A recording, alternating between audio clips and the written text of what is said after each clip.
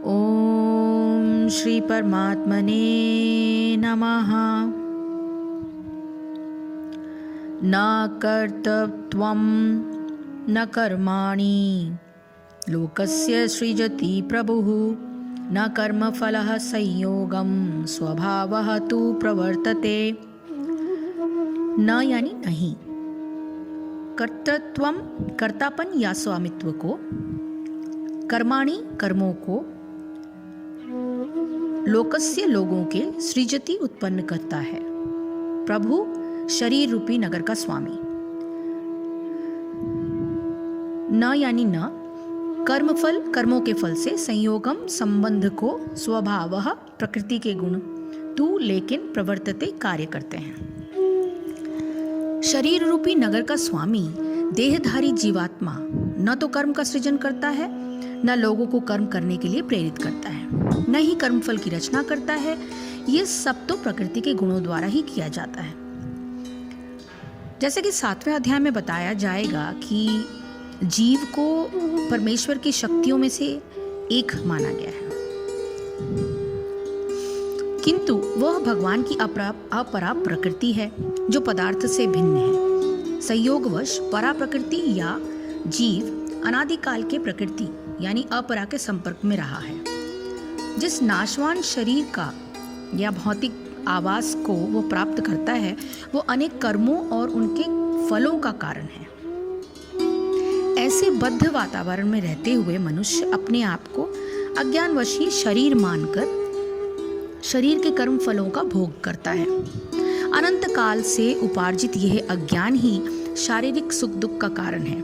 ज्यों ही जीव शरीर के कार्यों से पृथक हो जाता है, त्यों ही वो कर्म बंधन से भी मुक्त हो जाता है।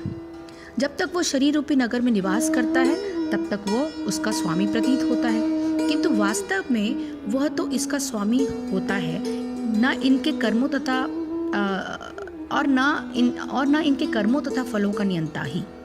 वो तो भवसागर के बीच जीवन संघर्ष में रत प्राणी है। सागर की लहरें उसे उछालती रहती हैं, किंतु उस पर उसका वश नहीं चलता। उसके उद्धार का एकमात्र साधन है कि दिव्य कृष्ण भावनामृत द्वारा समुद्र के बाहर आए। इसी के कारण, इसी के द्वारा समस्त अशांति से उसकी रक्षा हो सकती है। तो इस श्लोक को समझाते वक्त भगवान श्री कृष्ण कहते हैं कि मनुष्य के लिए परमेश्वर न तो कर्तापन या न कर्मों की और न कर्मफल के साथ कर्मों के संयोग की रचना करता है, किंतु मनुष्य का स्वभाव ही उसे कर्मों में प्रवृत्त कर देता है। कर्तृत्व कर्म और उसके फल प्राप्ति का कारण मनुष्य का स्वभाव है। यह एक अत्यंत महत्वपूर्ण श्लोक है जिसमें भगवान ये बताते हैं कि मनुष्य में कृतत्व अर्थात कर्मों का कर्तापन होने का जो भाव है, उसके स्वभाव से ही उत्पन्न होता है। कृतत्व पर आधारित कर्मों का नियोजन और उन कर्मों से फल प्राप्ति की आशा भी इसलिए उसके स्वभाव से होते हैं। अतः कर्म अथवा कर्मफल से मनुष्य का संयोजन उसके स्वभाव के कारण ही होता है। इन तीनों से परमेश्वर का कुछ भी लेना देना नहीं होता। यह बात महत्वपूर्ण इसलिए है क्योंकि साधारण मनुष्य मन में यह भाव रखता है कि परमेश्वर ने ही उसे मनुष्य योनि में किए जाने वाले कर्मों और कर्तव्यों के बड़े झमेले में डाल दिया है, जिसके कारण वो कर्मों और कर्मफलों से दुख सुख भोगने में विवश है। इस श्लोक में भगवान ये बताते हैं कि परमेश्वर का इन तीनों में से कुछ भी संबंध नहीं। अब यह प्रश्न उठता है कि यदि मनुष्य के स्वभाव पर ही ये तीनों आधारित है, तो वो स्वभाव कैसे बनता है? इसका समाधान ये है कि पूर्व काल के असंख्य मनुष्य जन्मों में किए गए वासना युक्त कर्मों के संस्कार मनुष्य के अंतःकरण में संग्रहित हुए पड़े रहते हैं। उन जन्मों में उन कर्मों को मनुष्य ने इस निश्चय से किया होता है कि उनसे उसे सुख की प्राप्ति होगी अथवा किसी दुख से निवृत्ति होगी। आगे आने वाली योगियों में जन्म होने पर इन कर्मों के फलों का भोग जीवात्मा को प्राप्त होता रहता है, चाहे ये योनियां मनुष्य की हो अथवा अन्य प्राणियों की। इन वासना युक्त कर्मों के संस्कार से ही वर्तमान जन्म में मनुष्य का स्वभाव बनता है और उससे प्रेरित होकर जीवात्मा भी उन संस्कारों की पूर्ति हेतु कृतत्व अर्थात कुछ करने का भाव उत्पन्न होता है। यह भाव उत्पन्न होते ही उनसे संबंधित कर्मों की रचना भी हो जाती है। सो प्रत्येक कर्म का कुछ न कुछ परिणाम अवश्य होता है। यदि मनुष्य योग साधना में प्रवृत्त न हो तो वो उन कर्मों के परिणामों से सुख दुख भोगने के लिए विवश भी हो जाता है। यही कारण है कि भगवान इस श्लोक में यह बताते हैं कि कर्तृत्व अर्थात कर्तापन का भाव, कर्म और कर्मफल का संयोग मनुष्य के स्वभाव की ही उपज है।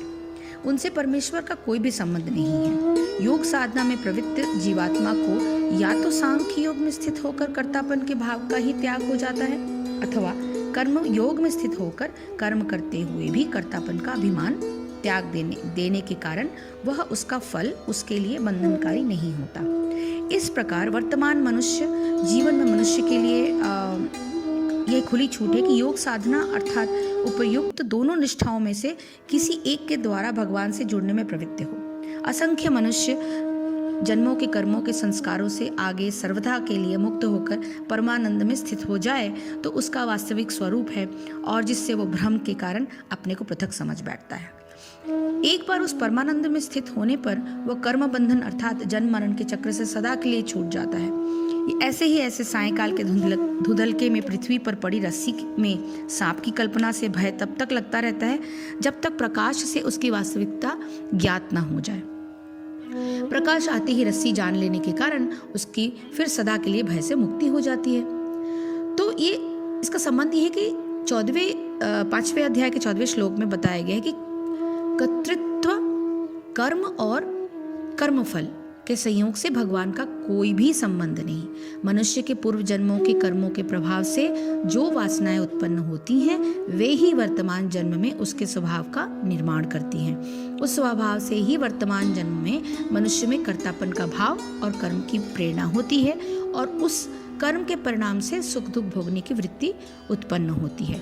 इस कर्तृत्व भाव को समाप्त करने के लिए यह बताया गया है कि कर्म का फल का उपयोग या तो लोक संग्रह के लिए कर लेना चाहिए अथवा भगवान को समर्पण करने से कुछ ऐसे भाव निकलते हैं कि कदाचित कर्मफल को ग्रहण कर लेने में भगवान को कोई रुचि नहीं। इस बात का निराकरण करते हुए भगवान आगे के श्लोकों का वर्णन करेंगे। हरे कृष्ण कृष्ण कृष्ण हरे हरे, हरे राम राम राम हरे हरे। जय श्री कृष्ण, जय गुरुदेव।